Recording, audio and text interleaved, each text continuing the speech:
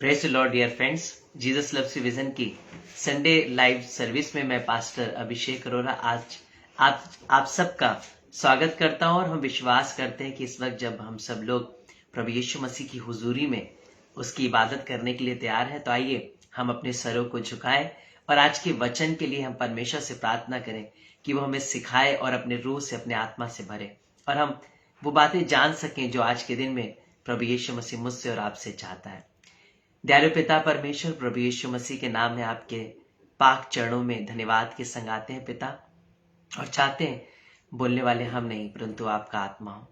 आपकी विजडम के द्वारा, आपके अभिषेक के द्वारा, आपकी आत्मा के द्वारा हम चलाए जाए, आपकी बातों को सीख सकें, आपकी हुजूरी में आए।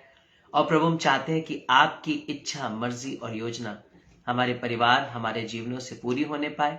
और आज के वचन के द्वारा प्रभु आप हम सबको सिखाइए और हर एक डिस्टर्बेंस की स्पिरिट को, रुकावट, बाधा, गड़बड़ियों को दूर करिए पिता परमेश्वर, ताकि पिता परमेश्वर सिर्फ और सिर्फ पवित्र आत्मा की उपस्थिति यहाँ काम करे और पवित्र आत्मा हम सबसे बातचीत करे। सारी नेटवर्क कनेक्टिविटी में होने वाली बाधाओं को दूर करते हैं। लाइव व्यूअर्स को, बाद में सुनने वालों को भी आपके लहू में छुपाते हैं। बोलने वाला मैं नहीं परंतु आपका आत्मा हो। यीशु मसीह के नाम से प्रार्थना मांगते हैं, आमीन। हम विश्वास करते हैं कि प्रभु यीशु मसीह की हुजूरी मेरे और आपके बीच में बनी हुई है। अगर आप भी परमेश्वर की सेवा से जुड़ना चाहते हैं तो आप इस लाइव सर्विस को और लोगों से भी शेयर कर सकते हैं, साझा कर सकते हैं, ताकि जैसे मैं और आप आज परमेश्वर के वचन से सीख रहे हैं, बहुत से ऐसे लोग जो इस समय किसी कारणवश परमेश्वर की संगति ना कर पा रहे हो सकता है ट्रैवलिंग में हो सकता है आज किसी कारणवश चर्च ना जा पा रहे हो सकता है अपने किसी काम में बिजी हो। अगर वो आपके माध्यम से परमेश्वर के वचन को सुनेंगे तो इसकी बरकत आपको भी मिलने पाएगी। आइए हम परमेश्वर के वचन में जाएंगे और आज का जो विषय है, जो परमेश्वर ने मेरे मन में रखा है, वो है मेहमान नवाजी। कई बार हम इस शब्द को सुनते हैं। हमारे भारत देश की एक कह सकते कि संस्कृति का सबसे बड़ा हिस्सा है मेहमान नवाजी। अगर आप किसी दूसरे देश में जाएंगे तो आपको किसी से अगर मिलना है, अगर बच्चे भी वहां पर अपने माँ बाप से मिलते हैं तो वो उनके अपॉइंटमेंट लेते हैं। उन्हें अपने माँ बाप से मिलने के लिए डे टाइम शेड्यूल फिक्स करना पड़ता है, और अगर वो डे और टाइम शेड्यूल के अकॉर्डिंग नहीं आ पा रहे हैं तो उनकी मीटिंग कैंसिल हो जाती है। ऐसा लगता है जैसे कोई फॉर्मेलिटी हो, जैसे हम किसी हॉस्पिटल में नंबर लगा रहे हो। और ऐसा ही आज वर्ल्ड में चल रहा है कि एक दूसरे से मिलने के लिए भी अपॉइंटमेंट लेने पड़ते हैं। जी हाँ, ये आज का कल्चर बन चुका है। प्रैक्टिकल हम हो चुके हैं, समाज ऐसा हो चुका है। लेकिन मसीह में हमें सिखाया गया है कि अगर किसी की सेवा करो, ऐसे करो मानो परमेश्वर की। अगर मेहमान नवाजी हमें सीखनी है तो हमें अपने देश के संस्कारों से सीखना चाहिए जो परमेश्वर ने हमारे भारत देश में दिया है। हाँ, हम परमेश्वर के वचन से भी जानेंगे। मैं आपसे ये भी नहीं कह रहा हूं कि आप जबरदस्ती बिना किसी योजना के आप सिर्फ और सिर्फ मेहमान नवाजी में लगे रहें, पर मैं आपसे ये जरूर कह रहा हूं, यदि परमेश्वर आपको मौका दे तो आप इसे परमेश्वर की इच्छा में सहर्ष हृदय के संग, पूरी ईमानदारी के संग ऐसे करें मानो परमेश्वर ने आपको एक सेवा दे रखी है। फिर वो चाहे कोई अमीर हो, फिर वो चाहे कोई गरीब हो, फिर वो चाहे आपके घर में काम करने वाला हो, फिर वो चाहे बड़ा अधिकारी हो। यदि आपको सेवा का मौका मिले तो आप पूरे हृदय से, समान रीति से, निष्पक्षता से, बिना भेदभाव के सेवा करें। आइए हम इस हॉस्पिटैलिटी को, इस मेहमान नवाजी को परमेश्वर के वचन से सीखेंगे। हम लोग निकालेंगे इब्रानियों की पुस्तक 13 अध्याय उसकी 2 आयत, हिब्रू चैप्टर 13 वर्स 2 को। उसमें इस प्रकार से लिखा हुआ है, अतिथि सत्कार करना ना भूलना, क्योंकि इसके द्वारा कुछ लोगों ने अनजाने में सरदूतों का आदर सत्कार किया हुआ है। परमेश्वर का वचन क्या बता रहा है, ध्यान से सुनिएगा। अतिथि सत्कार मत भूलना, मेहमान नवाजी, सेवा करना मत भूलना, क्योंकि ऐसा करने से बहुत से लोगों ने अनजाने में सरदूतों की सेवा की है। मुझे और आपको नहीं पता है। अगर हो सकता है आप कुड़कुड़ा के, बुड़बुड़ा के किसी की सेवा कर रहे हैं, जबरदस्ती किसी की सेवा कर रहे हैं, किसी की प्रेशर में आके सेवा कर रहे हैं, तो हो सकता है कई बार अनजाने में आप वो कुड़कुड़ाहट, वो बुड़बुड़ाहट परमेश्वर के अगेंस्ट में कर रहे हो, परमेश्वर के दूतों के अगेंस्ट में कर रहे हो। और आपको नहीं पता था कि उस मेहमान नवाजी से आपको बरकत मिलने वाली थी। हो सकता है वो आपको आशीष देकर जाता, हो सकता है वो आपको बरकत देकर जाता। हमारे चर्च में एक बहन है जिनको पढ़ना लिखना बिल्कुल नहीं आता है, और वो परमेश्वर की सेवा करती हैं, गांव गांव जाती हैं और दूसरे दूसरे शहर जाती हैं। उन्हें सही से एड्रेस भी नहीं पता होते हैं, उन्हें ट्रेन कैसे पकड़नी है, बस कैसे पकड़ना है, ये भी नहीं जानती है। पर परमेश्वर की मदद करता है, परमेश्वर उन्हें दर्शन देता है, नाम देता है परिवारों का, जगहों का, और उसके अकॉर्डिंग वो परमेश्वर में स्टेप लेती हैं। और कभी वो हरियाणा में होती हैं, कभी वो दिल्ली एनसीआर में होती हैं, कभी कभी वो गांव गांव में ऐसी ऐसी जगह पर, भीड़ इलाकों में होती हैं जहां पर कोई भी जाना पसंद ना करे। लेकिन जब वो वहां पर जाती हैं परमेश्वर की योजना में, तो इस बात को बताती कि जब मैं वहां पहुंचती हूं तो परमेश्वर ने जो बात मुझे बताई होती है, मैं वैसी ही परिस्थितियों को वहां देखती हूं और वो परमेश्वर की सेवा कर कर आती हैं। अगर आप उनसे मिलेंगे, उनके शब्द इतने क्लियर नहीं है, बहुत ज्यादा मैनर्स और एटिकेट्स वाली नहीं है, पर परमेश्वर की हुजूरी उनके संग रहती है। और मैंने हमेशा देखा है कि वो बरकतें देती हैं। जब भी कभी वो हमारे घर में आई, हमने हमेशा देखा कि वो हमारे लिए प्रार्थना कर कर गई, हाथ उठा उठा के ब्लेसिंग देकर गई।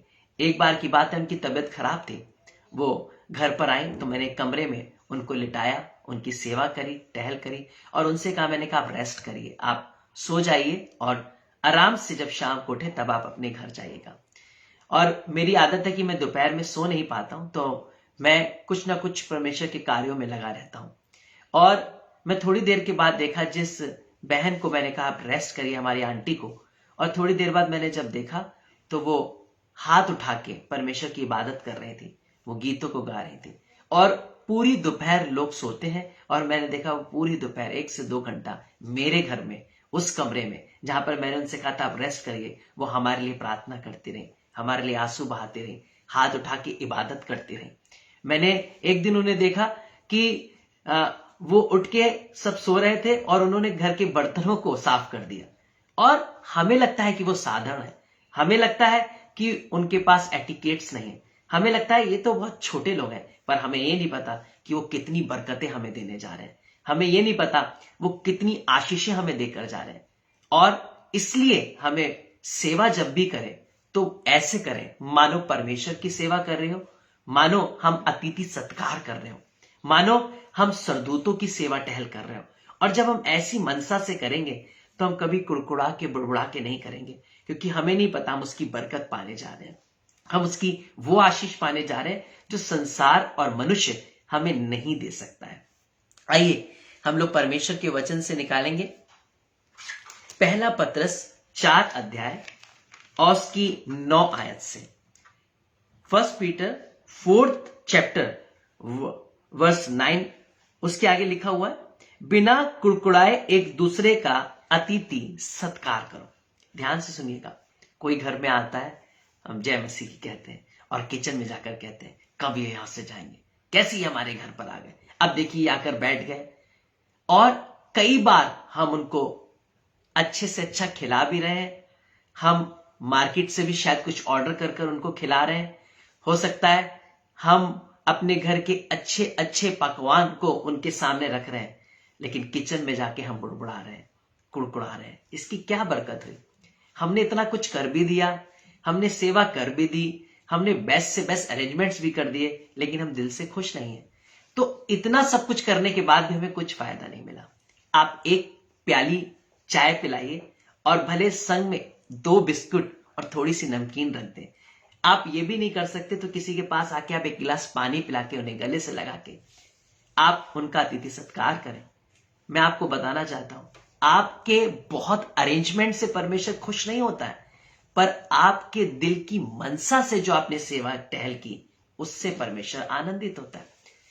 मैं बहुत से परिवारों में जब विजिट करता हूं, और मैं रेगुलर बेसिस पे टी नहीं पी पाता, मैं कॉफी लगातार यूज नहीं कर सकता, और मुझे कुछ थोड़ा सा स्टमक में प्रॉब्लम हो जाती है, तो मैं किसी के घर में जाता हूं तो मैं कहता हूं कि मैं बहुत सस्ता पादरी हूं, मैं ज्यादा खर्चा नहीं करवाता, आप प्लीज केवल मेरे लिए पानी लेकर आइए।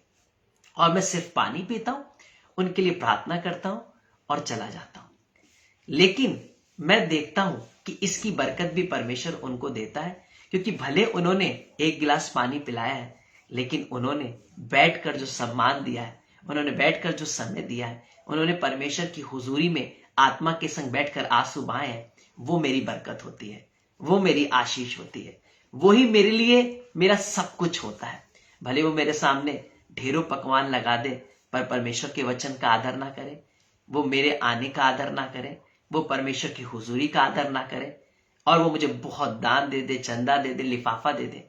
और मैं आपको बताना चाहता हूं, बहुत से परिवारों में जब मैं गया और यदि मैंने उनको ये करते हुए पाया, तो मैंने उनके मुंह पर प्रेम से उनके दिए हुए भेंटों को मना कर दिया, क्योंकि मुझे लगा जब इन्होंने परमेश्वर को ग्रहण नहीं किया तो परमेश्वर इनके दान को भी ग्रहण नहीं करेगा, और मैं लेकर किसी भी तरीके का उन पर आशीष का, अनुग्रह का कारण नहीं ठहरा सकता। और मैं हाथ जोड़ के कह देता हूं कि सॉरी, मैं नहीं ले सकता, क्योंकि परमेश्वर ने मुझे अगुवाई नहीं की। मैं आपको बताना चाहता हूं कि बरकत भी वही परिवार पाएंगे जो भले कम दे लेकिन दिल से दे। वो भले कम आपके संग अरेंजमेंट्स कर सकें, लेकिन आपके संग दिल से, हृदय से आपकी सेवा कर सके। और ये बातें मैंने सबसे ज्यादा गांव में सीखी। गांव में जब कभी हम जाते हैं, वो बहुत अमीर नहीं होते हैं, उनके पास बहुत कुछ नहीं होता, वो हमारी तरीके से अच्छी अच्छी बेकरी से सामान नहीं लाते हैं, उनके पास बेस्ट खाने पीने की चीजें नहीं होती हैं, पर उनके घर का जो भी कुछ होता है वो इतने प्यार से लेकर आते हैं कि वो बेस्ट लगता है। उनकी वो नमक रोटी, उनके वो हाथों से बनाया हुआ सामान भी, वो ऐसा लगता है कि मानो परमेश्वर का प्रेम उसमें आ गया हो। एक अलग ही स्वाद जो बड़े बड़े रेस्टोरेंट्स में, 5 स्टार होटल्स में हमें नहीं मिलता है, वो उनके घर में जाकर हमें मिलता है। क्यों? क्योंकि वो उस मनसा से, उस हृदय से ऐसे करते हैं मानो वो परमेश्वर के लिए क्या कर दे, परमेश्वर के सेवकों के लिए क्या कर दे। कई जगहों पर तो मैंने देखा कि उनके पास अगर कुछ भी नहीं है तो वो नींबू पानी को घोल को शिकंजी बना के इतने प्यार से लेकर आते हैं, उसके संग वो अपने घर की बनाई हुई चीजों को रख देते हैं, और उसमें इतना स्वाद होता है, उसमें इतनी आशीष होती है, और ऐसा लगता है जैसे उन्होंने कोई बहुत अच्छी जगह से तैयारियां कर रखी है। वो इसलिए क्योंकि वो दिल से कर रहे होते हैं, और परमेश्वर उसकी बरकत उन्हें देता है। वो ये कि जब हमने किसी ऐसे परिवारों में सेवा की थी जिनके घर में ईंट नहीं लगी थी, छप्पर थे, जो गोबर से घर को लीपते थे, आज उनके पत्थरों के मकान हैं, आज उनके घर में टाइल्स लग रही हैं, उनके घर में जहां वॉशरूम नहीं हुआ करता था, आज 2-2, 3-3 बाथरूम है। क्यों? क्योंकि उन्होंने परमेश्वर के लोगों की सेवा पूरी ईमानदारी के संग की। परमेश्वर ने अपनी तरीके से उन्हें संपन्न किया। क्या लिखा हुआ है? बिना कुड़कुड़ाए एक दूसरे का अतिथि सत्कार करो, जिसको जो वरदान मिला है वो उसे परमेश्वर के नाना प्रकार के अनुग्रह के भले भंडारियों के समान एक दूसरे की सेवा में लगाए। मेरी बात को समझिएगा। यदि कोई बोले तो ऐसा बोले मानो परमेश्वर का वचन है। कई बार हमारे घर में लोग आते हैं, हम उनसे प्रेम और परमेश्वर की बातों को करने के अलावा हम बहस की बातें करते हैं, हम पॉलिटिकल बातों में बहस करने लग जाते हैं, हम रिलीजियस बातों में बहस करने लग जाते हैं, और हम ये करने लग जाते हैं कि हम ज्यादा विजडम वाले हैं, हमें ज्यादा आता है। और हमारे घर में कोई आया, उसके सम्मान करने की जगह हम उसको ये दिखाना चाहते हैं हम बेस्ट हैं, हमारे पास बेस्ट नॉलेज है। लेकिन परमेश्वर क्या कह रहा है? कोई बोले तो ऐसा बोले मानो परमेश्वर का वचन, हमारे मुख से परमेश्वर का प्रेम, परमेश्वर की ऐसी बातें निकलनी चाहिए जिससे सामने वाले के हृदय में परमेश्वर की उपस्थिति काम करे, लोगों के जीवन बदल जाए।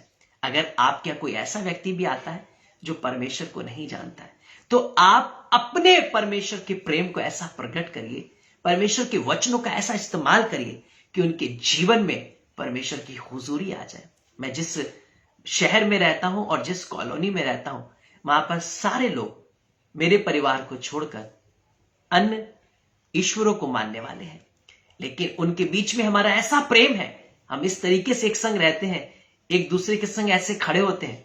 क्यों? क्योंकि हम एक परिवार की तरीके से जाते हैं, हम एक दूसरे के सुख दुख में खड़े होते हैं, हम एक दूसरे की मदद करते हैं। और मुझे और मेरी वाइफ को, मेरे परिवार को बहुत प्यार मिलता है। वो इसलिए क्योंकि हम ऐसा बोलते हैं मानो परमेश्वर का वचन, हम खुद जाकर ग्रीट करते हैं, हम खुद जाकर मुलाकात कर कर आते हैं। किसी का सुख दुख पता चलता है तो हम कोशिश करते हैं उनके लिए खड़े हो सके, उनके लिए प्रार्थनाएं कर सके। हम उनसे खुद पूछते हैं कि आपको परेशानी, हम आपके लिए प्रार्थना करेंगे। बीते दिनों में हमारे घर के पास में एक परिवार में बुजुर्ग हस्बैंड वाइफ रहते हैं, उनको कोविड हो गया। हमें पता चला, हमने तुरंत फोन कॉल किया। हमने कहा आंटी आप बिल्कुल परेशान नहीं हुए, हम आपके लिए प्रार्थना करेंगे। जब मैंने ये वाली बात बोली, उन्होंने तुरंत स्पीकर ऑन किया और अपने हस्बैंड से बोला, देखो देखो पास्टर अभिषेक जो हमारे पास में रहते हैं, हमारे लिए प्रार्थना करना चाहते हैं। उन्होंने स्पीकर ऑन किया, पूरे परिवार ने प्रार्थना सुनी और हुआ क्या, वो दोनों हील हो गए। और परमेश्वर ने उनको इस बात को रियलाइज करवाया कि प्रार्थना के द्वारा जीवन बदलता है। आप जबरदस्ती किसी पर गॉस्पेल नहीं लाद सकते, आप जबरदस्ती किसी को नहीं कह सकते आप चर्च आइए, पर आप चलती फिरती यीशु मसीह की पत्री बनकर, परमेश्वर के प्रेम को बांटकर आप गॉस्पेल शेयर कर सकते हैं। आप परमेश्वर की बातों को प्रकट कर सकते हैं। बाइबल कह रही है बोलो ऐसे मानो परमेश्वर का वचन। कई लोग प्रीचिंग के समय में सिर्फ बोलते हैं, कई लोग सिर्फ वर्शिप के समय में बोलते हैं, पर विश्वासियों को प्रीचिंग का समय नहीं चाहिए, विश्वासियों को वर्शिप का समय नहीं चाहिए। उन्हें एवरी टाइम प्रीचिंग और वर्शिप में परमेश्वर के लिए तैयार रहना है। उनके शब्द ही परमेश्वर का वचन बन जाए, उनकी बातचीत ही गॉस्पेल शेयर करने वाली बन जाए। और वो बहुत ज्ञान की बातें नहीं, पर अपने डेली एक्टिविटीज के द्वारा प्रभु यीशु मसीह को प्रकट करें। 4 गॉस्पेल नहीं, आपने सुना होगा 5 गॉस्पेल है, मती, मरकुस, लूका, यूहन्ना और मैं। आप भी यीशु मसीह के सुसमाचार की पत्री हैं। आपके द्वारा भी लोग परमेश्वर को देखते हैं और जानते हैं। तभी परमेश्वर के वचन में लिखा है तुम मेरी पत्री हो। परमेश्वर ने अपने आत्मा के द्वारा, पौलुस कहता है, हमारे हृदयों पे अपनी पत्री को लिखा है। हमारे हृदयों पर परमेश्वर का वचन लिखा गया है और हम अतिथि सत्कार में परमेश्वर के वचन को प्रकट करें, परमेश्वर के प्रेम को प्रकट करें और आप देखिएगा जीवन बदल जाएंगे, परिस्थितियां बदल जाएंगी, लोग बदल जाएंगे और आप अनजाने में सरदूतों की सेवा टहल करेंगे। आइए हम लोग परमेश्वर के वचन से निकालेंगे रोमन्स चैप्टर 12 वर्स 13।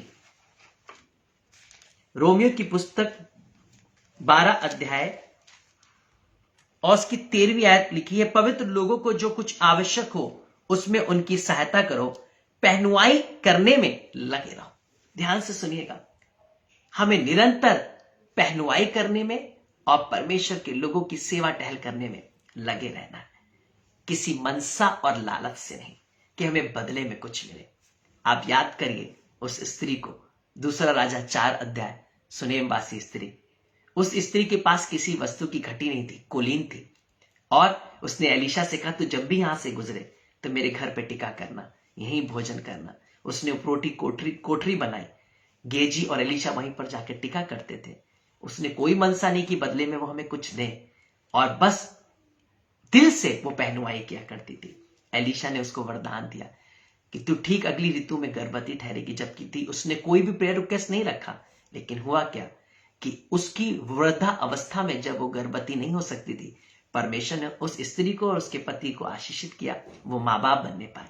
जानते क्यों? सिर्फ पहनुआई की वजह से, सिर्फ सेवा करने की वजह से। अब्राहम को जानते हैं, मामरे वृक्ष के नीचे लेटा हुआ था, उसने 3 पुरुष देखे, वो दौड़कर घर पर गया, उसने बछड़ा कटवाया, उसने भोज का अरेंजमेंट किया और उसने अनजाने में पिता पुत्र पवित्र आत्मा को वेलकम किया। और जाते जाते वो उसे वरदान देकर गए, सारा को आशीष देकर गए। सारा गर्भवती हुई, उसने इसहाक को जन्म दिया और उसी समय परमेश्वर ने उसे यह भी बताया कि वो सदोम और अमोरा में क्या करना चाहता है। तभी बाइबल में लिखा हुआ है कि अब्राहम को याद करके परमेश्वर ने लूत को बचा लिया। अगर वो सेवा टहल उस समय नहीं कर पाता, अगर वो उस अपॉर्चुनिटी को नहीं समझ पाता, तो ना तो सारा गर्भवती होती, ना लूत बच पाता, ना बाइबल में लिखा होता। कई बार आपको साधारण लोग लग रहे हैं, कई बार परमेश्वर के लोग आपको ऐसे लग रहे हैं कि वो तो लगातार ही इधर उधर जाते रहते हैं, लेकिन नहीं। हमें अगर किसी की भी सेवा टहल करनी, यहां तक कि अगर रास्ते में एक भिखारी भी मिल रहा है, आपके घर में आपके काम वाला भी अगर कोई झाड़ू पोछा भी करता है, आप उनका भी आदर मान करिए। हमारे घर में बीते दिनों में हमें पता चला, परमेश्वर की बड़ाई के लिए बोल रहे हैं, कुछ दिनों के लिए हमें पता चला कि हमारे यहाँ जो गार्बेज लेने वाला आता है वो आ नहीं रहा है। तो हमें एक दो नेबर से पता चला वो इसलिए नहीं आ रहे हैं क्योंकि उन लोगों को कोविड के टाइम में सैलरी नहीं मिल रही है और उनके घर में बहुत परेशानियां हैं। कुछ दिनों के बाद वो जैसे ही हमारे घर पर आया, हमने उसके घर के सारे राशन का अरेंजमेंट किया। हमने उसे बुलाया, हमने कहा भैया हमें पता चला कि आपको सैलरी नहीं मिल रही है। तो एकदम उसकी आंखें नम हो गई। उसने कहा जी भैया तभी मैं नहीं आ पा रहा हूं। हमने कहा परेशान नहीं हुई, हम जो कर सकते हैं वो आपके लिए करेंगे। हमने चुपके से गुप्त में उसके लिए लगातार राशन का अरेंजमेंट किया। वो जब भी आता हम उसे अच्छे से अच्छा भोजन वस्तु खरीद कर उसके लिए तैयार करते और उन्हें देते। और आज मैं देखता हूं कि भले कितना भी उसको सैलरी मिले चाहे ना मिले, लेकिन वो हमारे घर पर सामान लेने जरूर आता है और कहता है कि भैया मुझे ऐसा लगता है कि आप परेशान ना हो इसलिए मैं आया हूं। हमने तो अनजाने में उसकी सेवा टहल करी, पर परमेश्वर ने उस वक्त हमसे मदद करवाई जब उसको जरूरत थी। हमारे घर में जो काम वाली भी आते हैं, हम जब नाश्ता करते हैं हम उनसे बोलते हैं कि आप भी अपने लिए बनाइए और आप भी खाइए। जी नहीं, हम ऐसा नहीं करते कि हम ही बेस्ट खाएं। हम अगर जो खा रहे हैं उसी में का हिस्सा उनको देते हैं। ये नहीं कि हम बड़ाई करने के लिए कह रहे हैं, ये इसलिए क्योंकि परमेश्वर के आत्मा ने हमें सिखाया है। परमेश्वर का आत्मा चाहता है कि हम पहनवाई करें। परमेश्वर का आत्मा ये चाहता है कि हम दिल से सेवा करें। इसका प्रतिफल मनुष्य नहीं देगा, पर परमेश्वर अपने समय में देगा।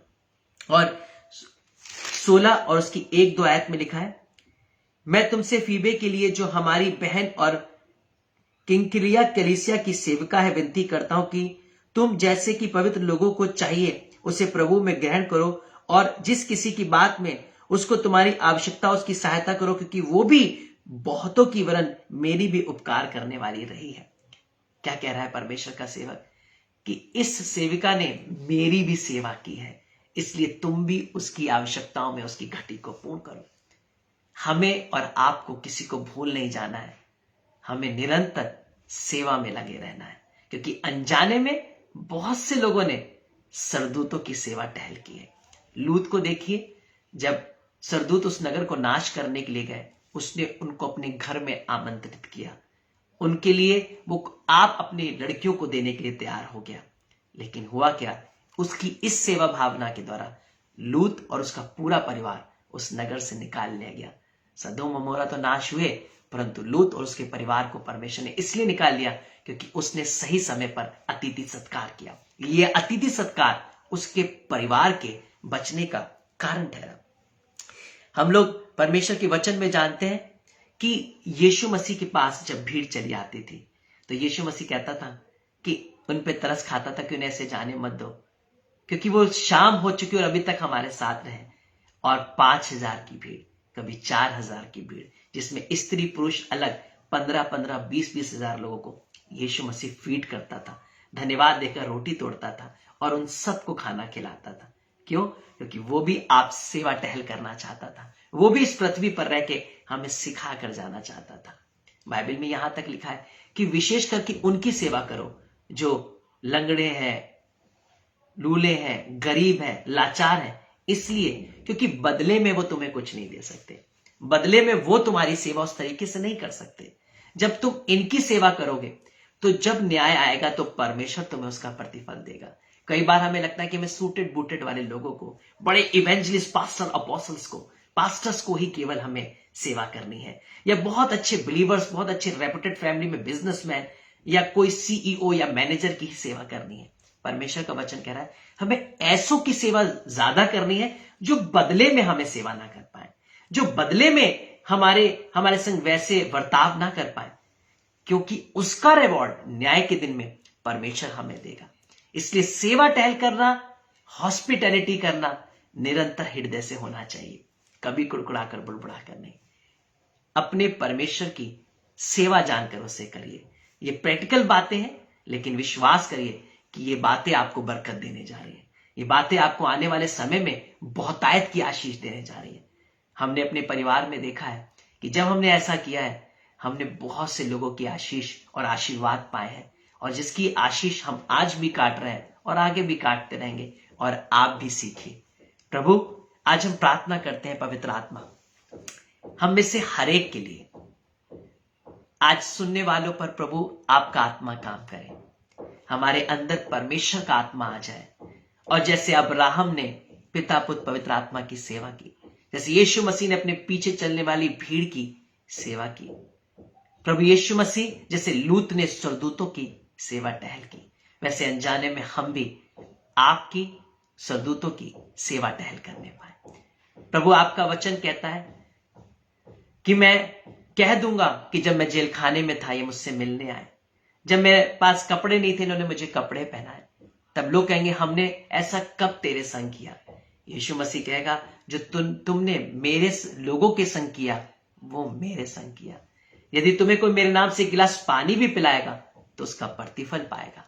प्रभु यीशु मसीह अनजाने में ही सही पर हम सेवा टहल करने वाले आपके बन सके पिता परमेश्वर। तभी प्रभु ने कहा तुम इनमें से जो किसी छोटे के संग भी करते हो वो मेरे साथ करते हो। आज हम सबकी ऐसे सेवा करें मानो परमेश्वर की, क्योंकि यीशु मसीह बाद में यही कहने वाला है जो तुमने दूसरों के संग किया वो मेरे संग किया, और जो तुमने दूसरों के संग नहीं किया वो मेरे संग नहीं किया। जब मैं भूखा था, प्यासा था, जब मैं जेल खाने में था, जब मेरे तन पे कपड़े नहीं थे, ना तुम मुझसे मिलने आए, ना तुमने मुझे खाना खिलाया, ना तुमने मुझे कपड़े पहनाए। लोग कहेंगे प्रभु हमने ऐसा कब तुझे देखा, हमने कब तेरे संग ऐसा किया। तब प्रभु कहेगा तुमने यदि मेरे लोगों के संग नहीं किया तो मेरे संग नहीं किया। हमें हर एक के संग प्रभु सेवा टहल करने वाला आत्मा दीजिए। हमें ईमानदारी के संग, हृदय के संग प्रभु सेवा टहल करने वाले बने, ताकि हम आपके लिए करने वाले बने। प्रभु में बदले में कुछ नहीं चाहिए, हमें बस आपके आशीर्वाद चाहिए, आपकी इच्छा हमारे जीवन से पूरी हो। आज यही प्रार्थना करते हैं। सुनने वालों पर पवित्र आत्मा काम करे, हृदय बदल जाए, गवाहियां आने पाए, जीवन बदल जाए और हम आपकी सेवा करने पाए।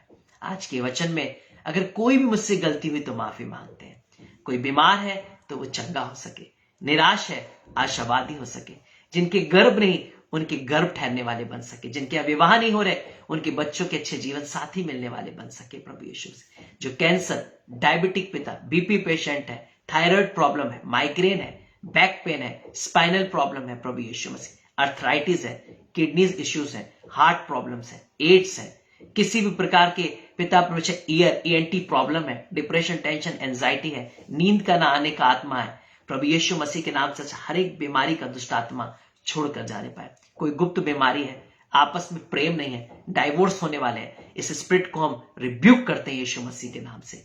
परिवार बचाया जाए, जो लॉसेस में है, जिनके ऊपर कर्जे हैं वो छुड़ाए जाए यीशु मसीह के नाम से।